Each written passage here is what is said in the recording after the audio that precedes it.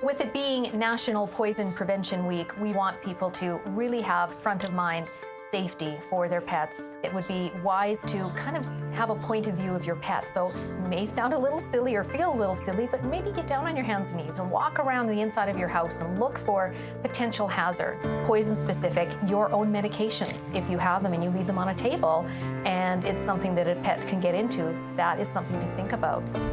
In your own garage, you may want to have your dog or even your cat wander around there with you just to keep you company. You need to be careful of hazards, specifically antifreeze. It's something that pets really love because it has a sweet taste to it, and that can be deadly, even with a small amount. So be aware of that, or any other kinds of fluids if you're working your car or your car may be leaking. Now, outside this time of year, your animal can get into so much trouble if they leave your yard. So the first thing you should do is make sure that your fence is secure, that your animal can't get outside. If they do, they can get into garbages, and you never know what kind of poisons or any other kind of hazards are in there.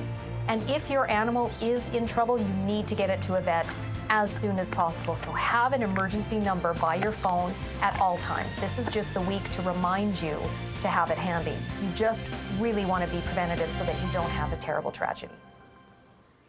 This little guy is not a lion, but he does have a lion cut. His name is Neighborino.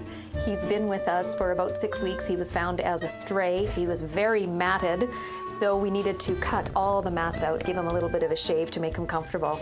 And he's just a sweetie. He's very affectionate, and he does do well in a home environment with other cats, we're noticing, because he is living with a few here at the shelter. So give this boy a little consideration, maybe.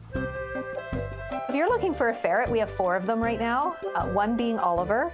Oliver is a 1-year-old neutered male, and he has been with us only for a couple of days.